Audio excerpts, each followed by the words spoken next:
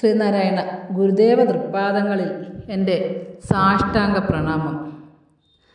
ശ്രീ മങ്ങാട് ബാലേന്ദ്രൻ സാറിൻ്റെ ഗുരുദേവ കഥാസാഗരം ഭാഗം 177 മാധു ഇങ്ങ് വന്നുകൊള്ളും. ഭാഗം 177 മാധു ഇങ്ങ് വന്നുകൊള്ളും ഇവിടെ ആരംഭിക്കുന്നു.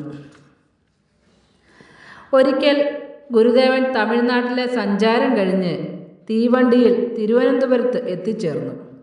അന്ന് റെയിൽവേ സ്റ്റേഷൻ സ്ഥിതി ചെയ്തിരുന്നത് ചാക്കയിലായിരുന്നു.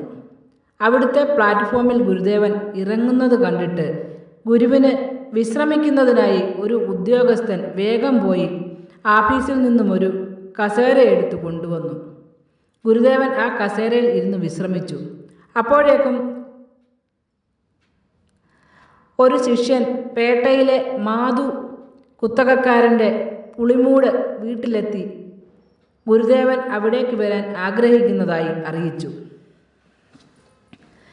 ഗൃഹസ്ഥനായ മാധു കുത്തകക്കാരൻ അപ്പോൾ നാഗർകോവിലിൽ പോയിരിക്കുകയായിരുന്നു.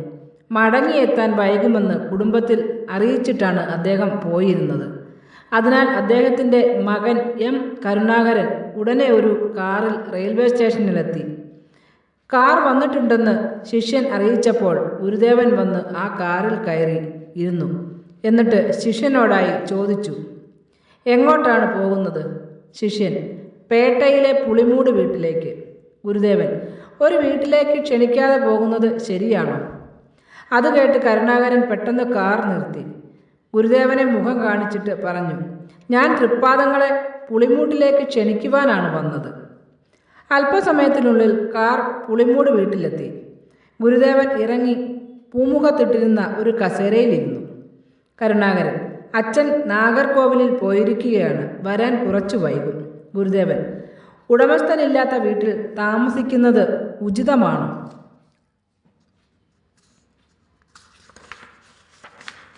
കരുണാകരൻ, ഞാൻ ഉടനെ നാഗർകോവിലിൽ പോയി അച്ഛനെയും കൂട്ടി വരാം. ഗുരുദേവൻ, അതിൻ്റെ ആവശ്യമില്ലല്ലോ, മാധു ഇങ്ങ് വന്നുകൊള്ളും. കരുണാകരൻ ഗുരുദേവൻ പറഞ്ഞത് കേൾക്കാതെ ഉടൻ തന്നെ നാഗർകോവിലിലേക്ക് പോകാനിറങ്ങി. കുറച്ചുനേരം കാത്തു നിന്നപ്പോൾ 8 പേർക്ക് കയറാവുന്ന ഒരു വണ്ടി കിട്ടി. എന്നാൽ അത് കരമന കഴിഞ്ഞ ഉടനെ കേടായി. യാത്ര പുറപ്പെടാനാവില്ലെന്ന് ഉറപ്പായപ്പോൾ യാത്രക്കാരെല്ലാം വണ്ടിയിൽ നിന്നിറങ്ങി വീണ്ടും അടുത്ത വണ്ടിയും കാത്ത് നിൽപ്പായി. കുറേ നേരം നിന്നിട്ടും നാഗർകോവിലേക്കുള്ള വണ്ടികളൊന്നും വന്നില്ല. വീട്ടിൽ അച്ഛനില്ലാത്ത നേരത്ത് താൻ കൂടി ഇല്ലാതെ ഇരുന്നാൽ ഗുരുദേവൻ എന്തെങ്കിലും ആവശ്യമുണ്ടായാൽ എന്തു ചെയ്യുമെന്ന് ആലോചിച്ചപ്പോൾ കരുണാകരന് പ്രയാസമായി. ഉടനെ അയാൾ നേരെ വീട്ടിലേക്ക് തന്നെ വേഗത്തിൽ മടങ്ങി. പടിക്കലെത്തിയപ്പോൾ കരുണാകരൻ വീടിൻ്റെ പൂമുഖത്തേക്ക് നോക്കി ഷോക്കേറ്റതുപോലെ നിന്നു. ഗുരുദേവൻ്റെ സംഭാഷണം കേട്ടുകൊണ്ട് തൻ്റെ അച്ഛൻ മാധു കുത്തകക്കാരൻ അടുത്തു നിൽക്കുന്നതാണ് കരുണാകരൻ കണ്ടത്. ഗുരുദേവൻ ഒന്ന് പറഞ്ഞാൽ അത് അതുപോലെ തന്നെ ഫലിക്കുമെന്ന് പലരും പറഞ്ഞത് കരുണാകരനും അന്ന് ബോധ്യമായി.